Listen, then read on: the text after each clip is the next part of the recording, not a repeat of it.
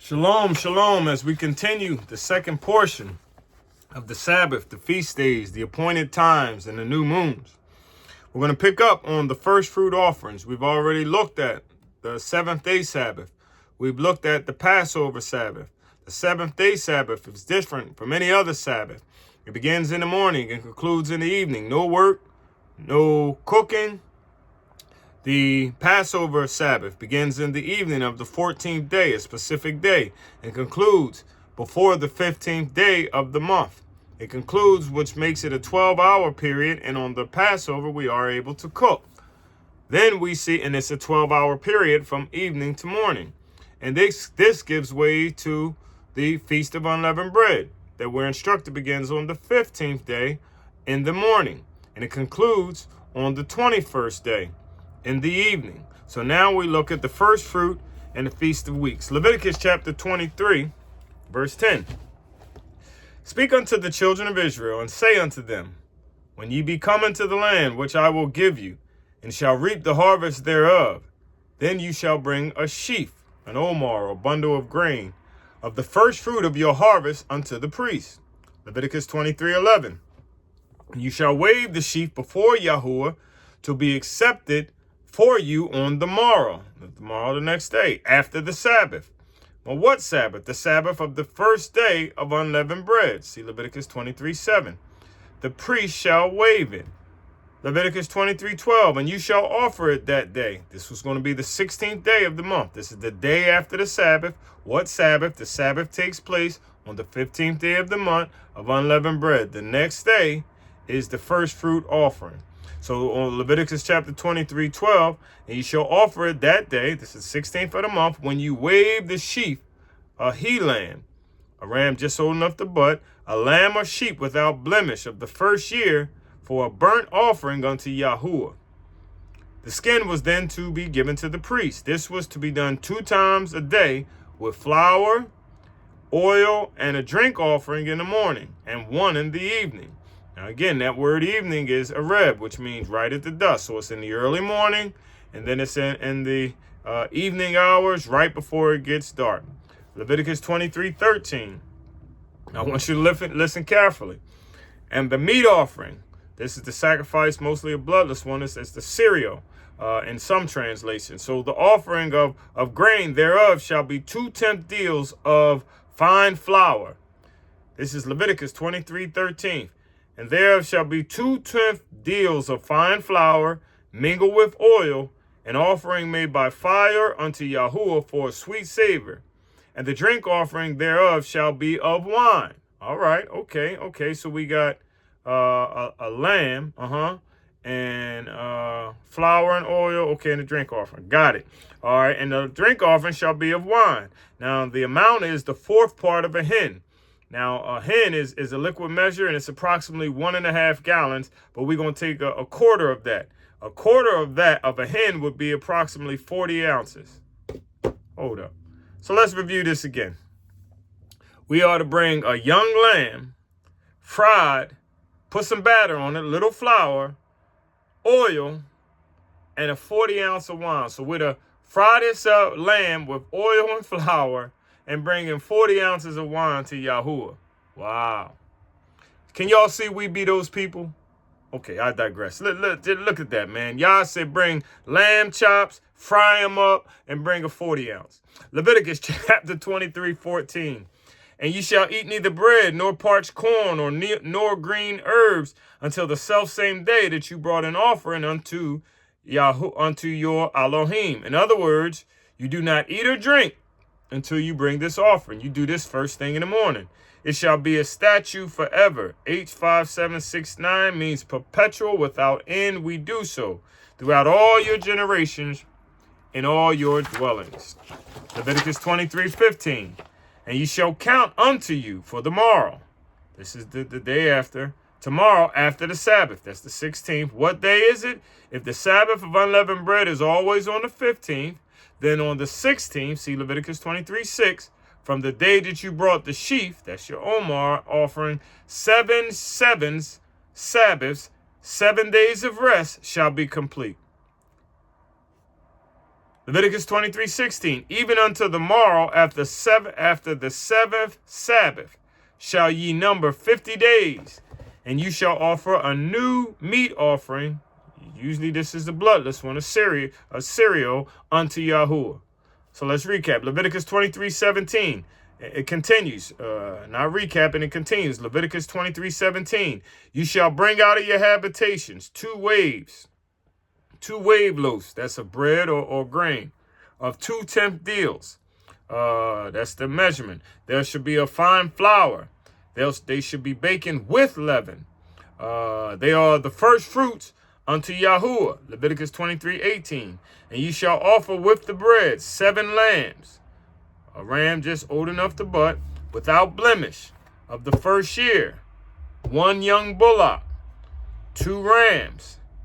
They shall be for a burnt offering unto Yahuwah, with their meat offering and their drink offerings, even an offering made by fire of sweet savor unto Yahuwah. Then you shall sacrifice 1 kid, that's a goat, for a sin offering, and 2 lambs of the first year for a sacrifice of a peace offering. And that's a total of 10 animal sacrifices. If we go to the book of Jubilee, chapter 6, verse 16, he said a rainbow in the clouds is a sign of the eternal covenant, that there should never again be a flood on the earth. Jubilee 6:17. For this reason, it is written in the heavenly tablets that they should celebrate the Feast of Weeks in this month once a year, to renew the covenant every year. So in the book of Jubilee, it's telling us that this feast even superseded during the time of Moses. Jubilee 6:18. This whole festival was celebrated in heaven from the day of creation until the days of Noah, which were 26 jubilees. That's 1,270 years. And 5 weeks of years. That's 35 years. This is a total of 1,309 years.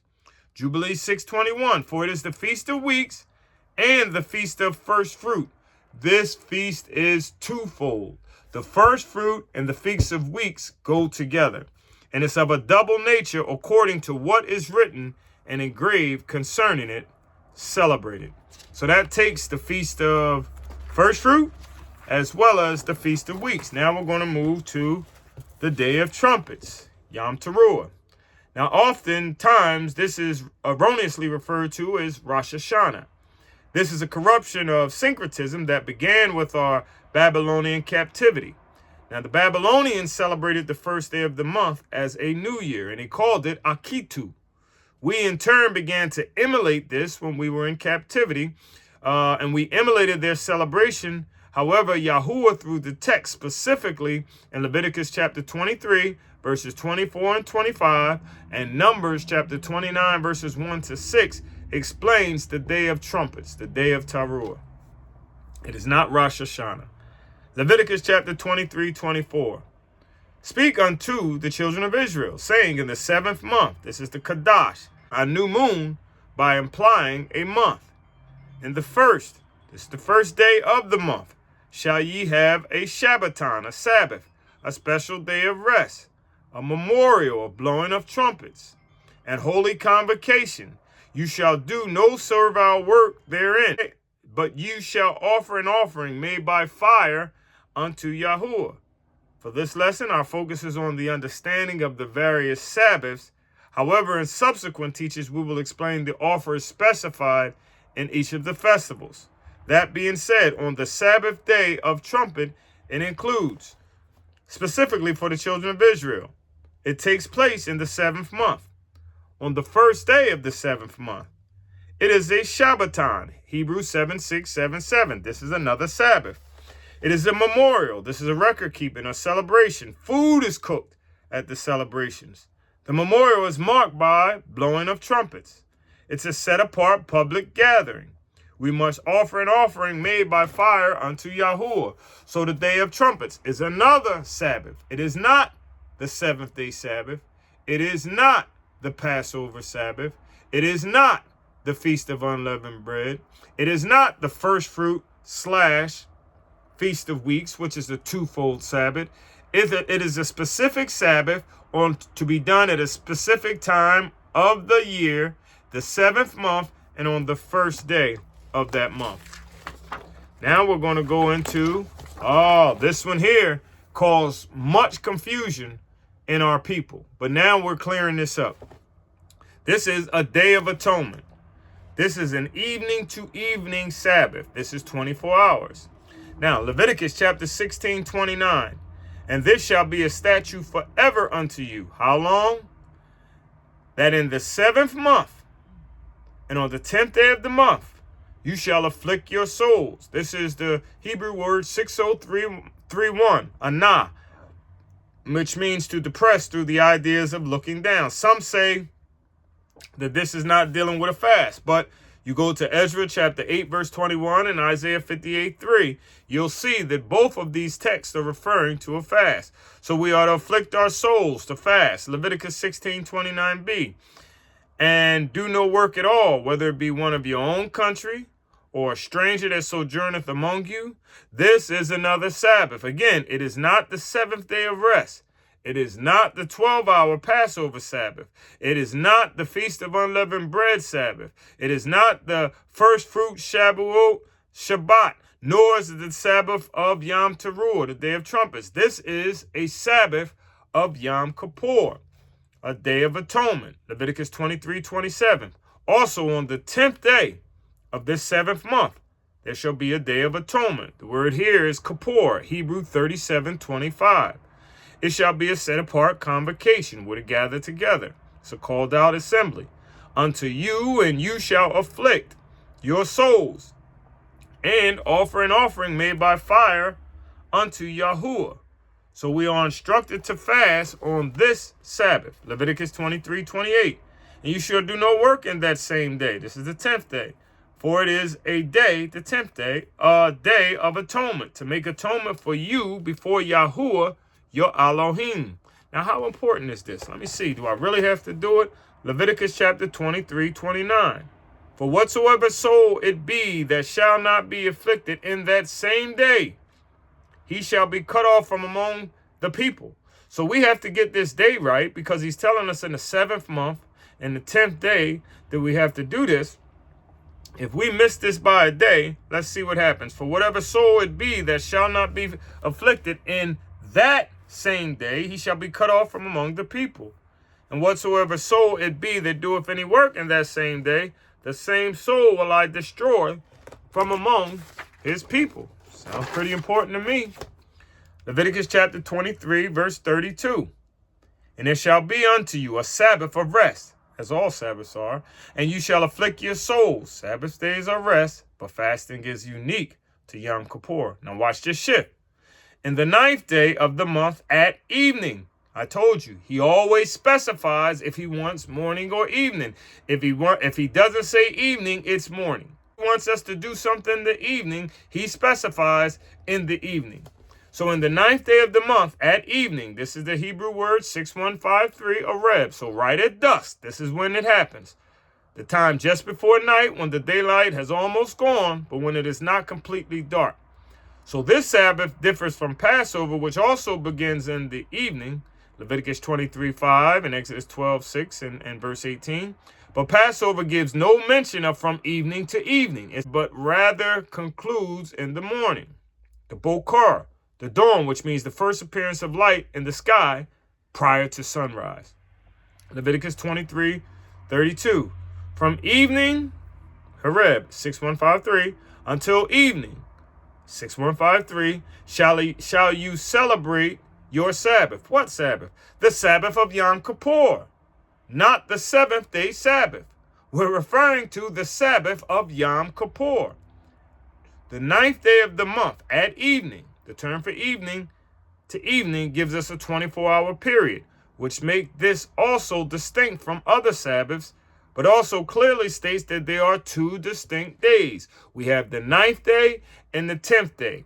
If you remember in the preceding videos, I told you the Sabbath is 1 day.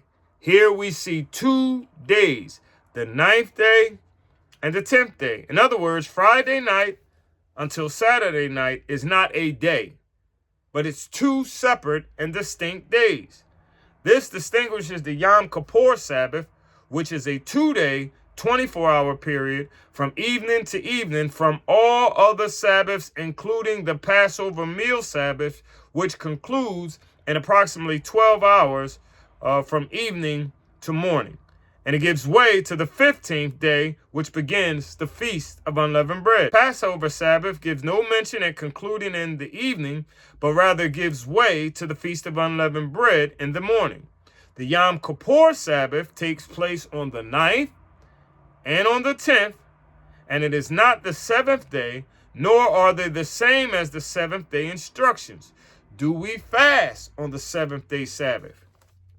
The answer is no. Is there anywhere in Scripture referring to the 7th day Sabbath being 24 hours, evening to evening? The answer, once again, is no.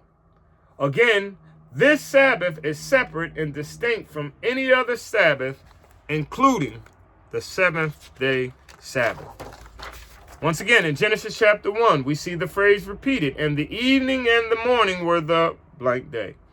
This is the conclusion of the two greater lights created in Genesis 1, 4, and 5. And Elohim saw the light that it was good, and Elohim divided the light from the darkness, and Elohim called the light day, and the darkness he called night, and this is the established order of creation. He called the light day, he called the darkness night, and the evening until right before the next morning, the bokar, the twilight, were the first day. Day, evening, evening concludes into right before the next day. He said in Genesis 1:5 is the first day. Then he says again, the second day, the third day, the fourth day, the fifth day, the sixth day. Once again, I ask you, from evening to morning, that's an approximate 12-hour period. Is that a day? The day comprises a 12-hour period or a 24-hour period, as the day rules the night. So a day can be morning to evening, and a day can be morning, evening, until the twilight is a day. This is a 24-hour cycle. So let's look at the Day of Atonement. 24 hours, 2 different days. Specific day. Is the Sabbath 2 days or is it 1 day? Specific day is given. Leviticus 23:27 and Leviticus 23:32. Specific purpose is given. Leviticus 23:27 and 28. It is a set-apart convocation. Leviticus 23 and 27. It's unique to this particular Sabbath. We must fast. Leviticus 23 and 27. Offer an offering made by fire. Leviticus 23:27. Work is not permitted, like all Sabbaths. Leviticus 23:28. Penalty for not fasting on the Sabbath. Leviticus 23:29. Penalty is death for working on this day. Leviticus 23:30. The Sabbath is forever. Leviticus 23:31. It is similar to the 7th day, as it too is called the Sabbath of rest. Leviticus 23:32. It begins the 9th day at evening, which is similar to the Passover meal Sabbath of Leviticus chapter 23:32. It is unique from any other Sabbath because it is from evening to evening. Leviticus 23:32. Day of Atonement is the 9th and 10th evening. From evening to evening, it is a 24-hour period with 2 days. I hope this clears up the Yom Kippur era. Let's look at the Feast of Tabernacles, Sukkot. Leviticus 23:33. And Yahuwah spoke unto Moses, saying, Leviticus 23:34. Speak unto the children of Israel, saying, the 15th day of this 7th month shall be the Feast of Tabernacles, for 7 days unto Yahuwah. This is very similar, as I said, to the Feast of Unleavened Bread. Remember in Exodus 12:14 and 20, and Deuteronomy 16:3-8. Leviticus 23:35. On the first day shall be in holy convocation. You shall do no servile work there. Compare the Feast of Unleavened Bread in Leviticus 23:7. Coming back to the Feast of Tabernacle, Leviticus 23:36. 7 days ye shall offer an offering made by fire unto Yahuwah. And on the 8th day shall be a holy convocation unto you, and you shall offer an offering made by fire unto Yahuwah. It is a solemn assembly, and you shall do no servile work on it. Compare Leviticus 23:8. Now, we see this language, the first and the 8th day, used in the Feast of Unleavened Bread, as in Exodus 12:18. Exodus 12:18, in the first month, going back to the Feast of Unleavened Bread, in the first month, on the 14th day of the month, at evening, you shall eat unleavened bread until the 21st day, from the 14th to the 21st. That's 8 days of the month at evening. Now, it concludes on the 21st, which is a total of 8 days. We put away unleavened bread on the 14th, which is Passover, but the 15th also begins the Feast of Unleavened Bread. See Exodus 12:8. And they shall eat the flesh in that night, roast with fire and unleavened bread, and with bitter herbs, and they shall eat it. We will see this 1st and 8th once again in the section of specific days of New Moon's Day. I can't wait to get there. Oh, we're going to have us some fun. The Feast of Tabernacles. Let's review it. The 15th day of the 7th month. Leviticus chapter 23, verse 34 and 39. It shall be a feast of tabernacles, booths, tents, temporary dwellings. That's Leviticus chapter 23, 34 through 42. It is a feast, so cooking is permitted. Different from the Feast of the 7th day feast. Leviticus chapter 23, 44. Feast lasts 7 days. Leviticus 23, 34 and Deuteronomy 16, 13. Concludes on the 8th day, very similar to the Feast of Unleavened Bread, Leviticus 23, 36. They also both begin on the 15th day. The 15th, the 21st, and the 8th day is a set-apart convocation, which is then the 22nd day. So the 15th to the 21st and the 8th day is a set-apart convocation, Leviticus 23, 36. So we once again see this 1st and 8th. Now, this is going to be very important when we go to the moon day. This is very important because we will see this theme picked up again when we clarify the confusion of the actual days of the 7th day Sabbath of rest. On the 1st day, it is a holy convocation, a public gathering, Leviticus 23:39. No work on the 1st and 8th day, including any agricultural work, nor any money that can be made from of others' efforts, Leviticus 23:36. You can't put your workers to work on the Sabbath. 7 days you shall offer an offering to Yahuwah, Leviticus 23:36. Again, concludes on the 8th day with a public gathering, Leviticus 23:39. More specific offerings by fire unto Yahuwah. So, once again, thank you for tuning in, as we have 2 more sections left as we establish our Sabbaths, our feast days, our appointed times, and our new moons. Once again, if you have any questions or if you would like a complete email of this study, if you would like a complete study emailed to you, you can email me at newgenesis5111@gmail.com. Once again, if you have any questions or you would like this complete study in written form emailed to you, then email me at newgenesis5111@gmail.com.